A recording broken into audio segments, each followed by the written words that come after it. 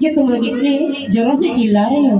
जी महारानी, आप तो कभी रंग महल से चौखट की बाहर अपने कदम रखी नहीं महारानी जी। जी सच बात है, ऐसा आप किया हुआ। अंदर में रह रही है महारानी जी। आप थोड़ा आज अपने गेट खोलकर बाहर का दृश्य देखिए महारानी जी। आज का दृश्य क्या है?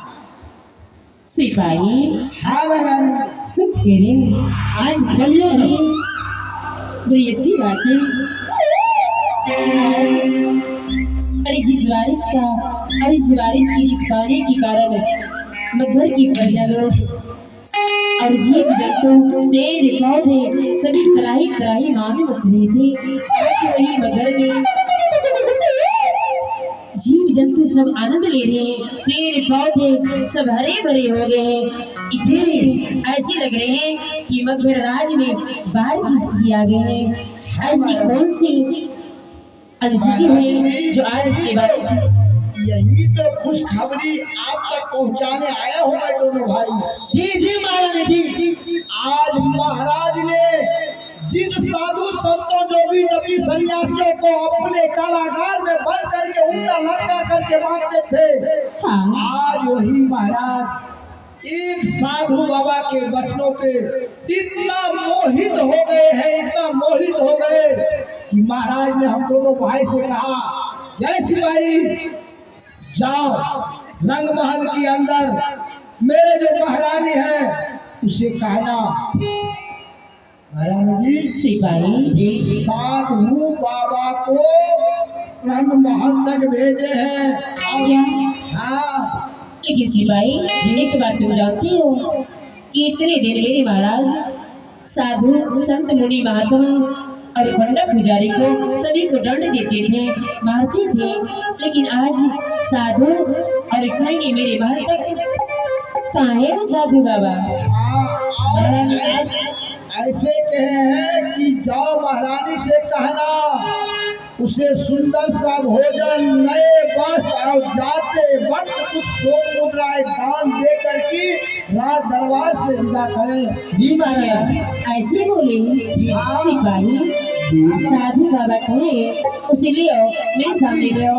आदि जाओ भाई साधु बाबा को लेके आओ। जी आइए साधु बाबा। महारानी जी सिपाही जी प्रणाम साधु बाबा। सिपाही जी साधु बाबा आसन ले आओ, ले आओ।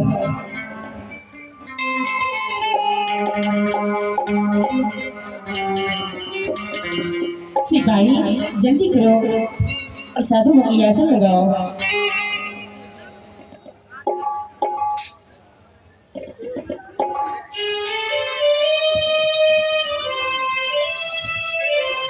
बाबा हाँ हाँ आप कहाँ से आए हैं?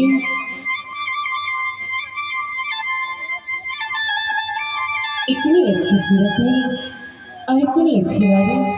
साधु बाबा आप कहाँ से आए हैं? हे बेटी कमलावती,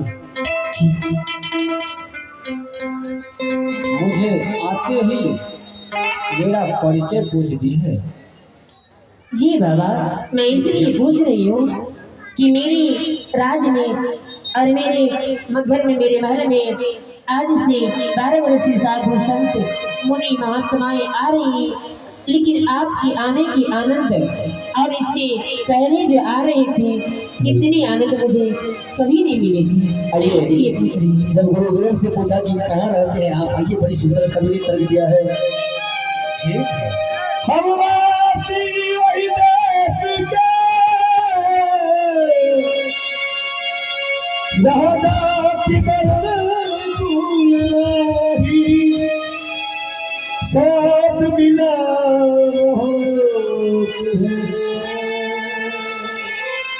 देह मिला। हे बेटी कमलावती, जी हम उस देश के वासी हैं जहाँ जाति पाति का भेदभाव नहीं है। हम उस देश के वासी हैं जहाँ ब्रह्म का खेल है और वह बिनु बाती और बिनु तेल का खेल है। हम वासी उस देश का जहाँ ब्रह्म का खेल, दीपक जरे अगम का, बिनु बाती बिनु तेल। हे बेटी कमलावती, जी ध्यान से सुनो। जी साधु बाबा। वह लोग 3 लोग भवसागर से परे हैं, स्वर्ग लोक, भूलोक और पाताल लोक, और 14 भुवन से अलग है। वहाँ आवागमन नहीं होता है, जन्म मरण की प्रक्रियाएं नहीं है वहाँ पे। ये साधु बाबा, हाँ, मैं आपसे एक प्रश्न करती हूँ, क्या ये बारिश हुई है मकर में, क्या ये बारिश आप करवाए हैं?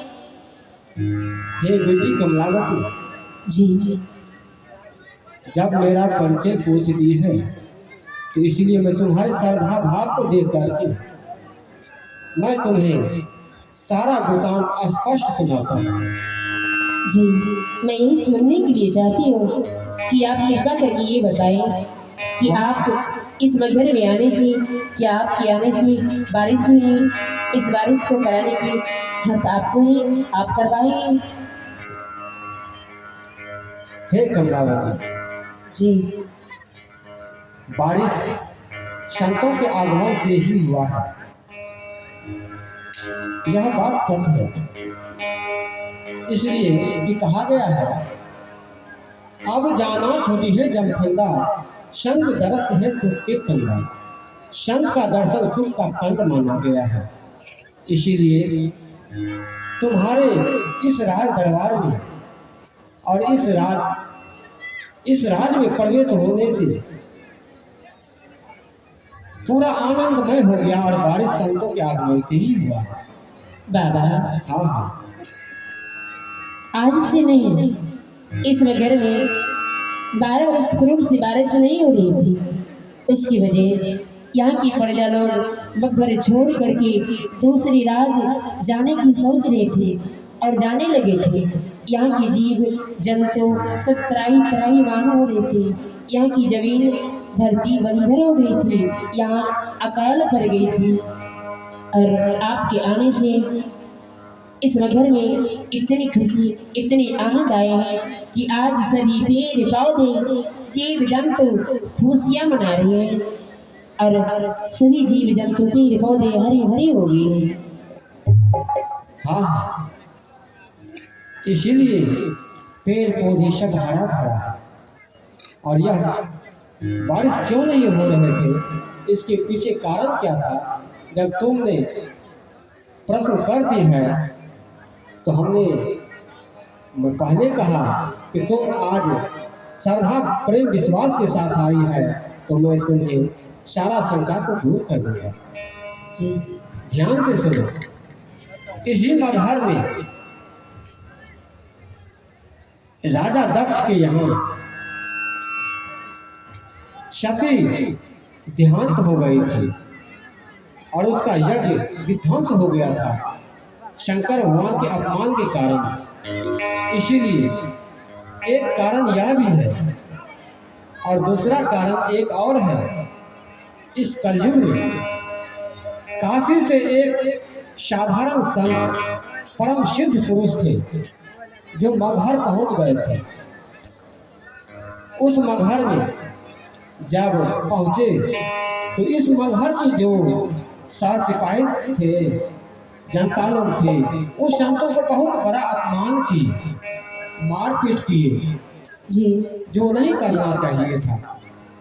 संतों को अपमान करने के प्रायश्चित के कारण जब साधु व्याकुल हो गए तो वह उस राज्य से बाहर निकल गए। इसी दंड के कारण, साधु के अपमान के कारण उसी दिन से बारिश होना बंद हो गया, और आज पुनः साधु का आगमन हुआ है। और राजा सारे जीवों को तरसा रहे हैं, साधु को मारपीट कर रहे हैं, पंडित को मार रहे हैं और संतों को अपमान कर रहे हैं। इसीलिए मैं सही दिशा का निर्देश करने के लिए वहाँ जा रहा हूँ। इसी भाव से मैं इस राज दरबार तक आया है। जी साधु बाबा, ये बातें आपको सारे सत्य है कि मेरी महाराज बड़ी क्रोधित है और साधु संत पंडा पुजारी जीव जंतु को सभी को दंड देते हैं। लेकिन ही साधु बाबा, आपको मेरे महाराज मेरे महल तक आज ऐसे पहली बार है कि जितने भी साधु संत मोरी महात्माएं आते थे इतने आदर पूर्वक के साथ, जहाँ तक कि मेरे महल उसे देखे भी नहीं होंगे कभी, और आपको मेरे महाराज मेरे महल तक भेजे हैं और मेरे महाराज को कहना है कि साधु बाबा को सुंदर सी भोजन और सुंदर सी वस्त्र सौंद मुद्राएं दान देखिए महल से भेजिए। ये साधु बाबा कृपा करके आप भोजन के ऑर्डर करें, भोजन के लिए ऑर्डर दीजिए कि मैं आपके लिए कैसे भोजन बना खिलाऊं। हे बेटी कमलावती जी, मैं भोजन नहीं करता, इसलिए क्या कि मैं 5 तत्व क्षेत्र जल पावक गगन सवेरा इससे बना हुआ शरीर हमारे शरीर में आविर्भाव नहीं है। ये साधु बाबा, इसीलिए- आज तक मैं ऐसी कभी मानव को सुनी भी नहीं हूँ और नहीं जानती हूँ, नहीं देखी हूँ कि मानव जो धरती पे आए हैं तो मानव बिना भोजन किए हुए कैसे जीवित रह सकते हैं। आप कहते हैं मैं भोजन नहीं करती हूँ, तो आपके लिए मैं फल ले आती हूँ। हे बेटी कमलावती, जी, यह तो पंच भौतिक शरीर का भोजन है, मेरा भोजन तो नाम अर्थात अमृत है। हे कमलावती जी, पानी से पैदा नहीं पाता शरीर,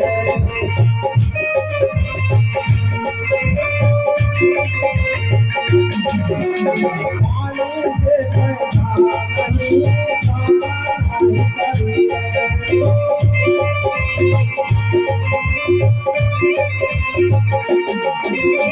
आधार करता नहीं,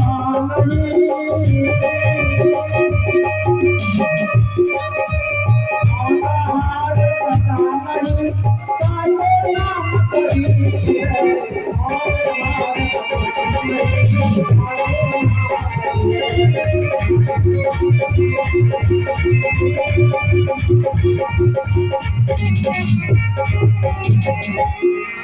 पानी से पैदा नहीं, सांसा नहीं शरीर, और आहार करता नहीं, ताको नाम कबीर।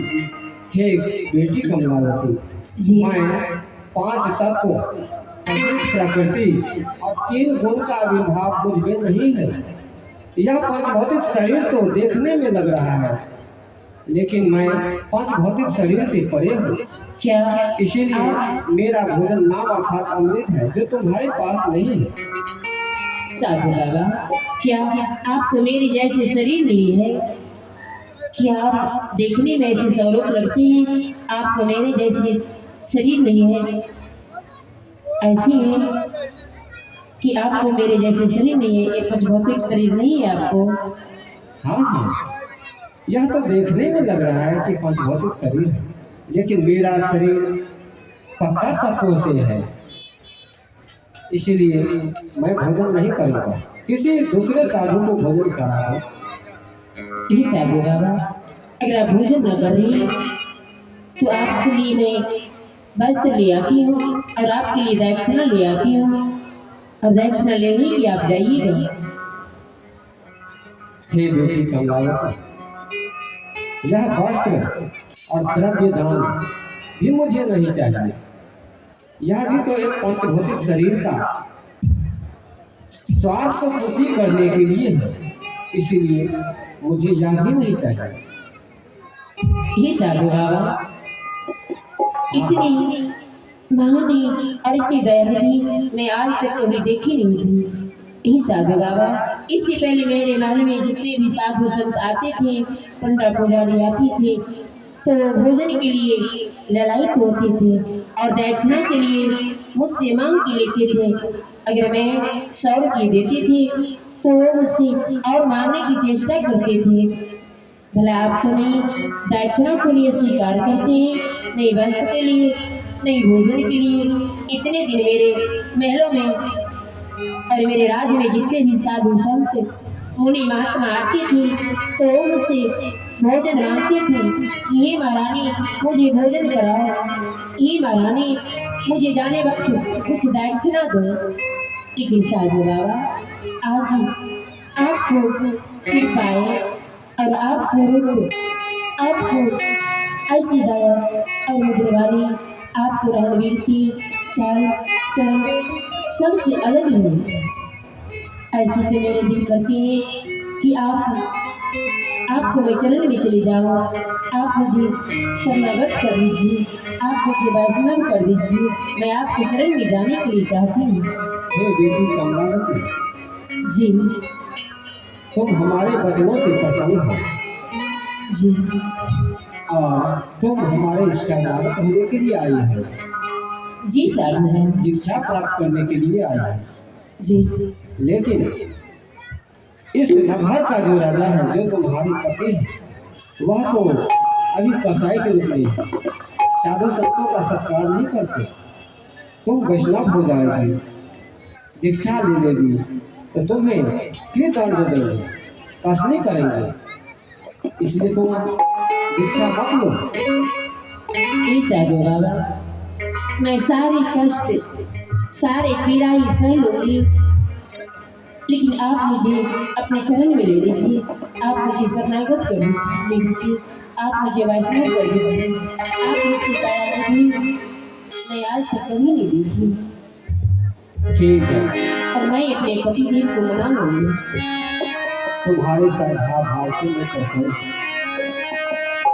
ठीक है, मैं तुम्हें वैष्णव कर देता हूँ। आइए, बड़ी सुंदर मंगल की भाव है।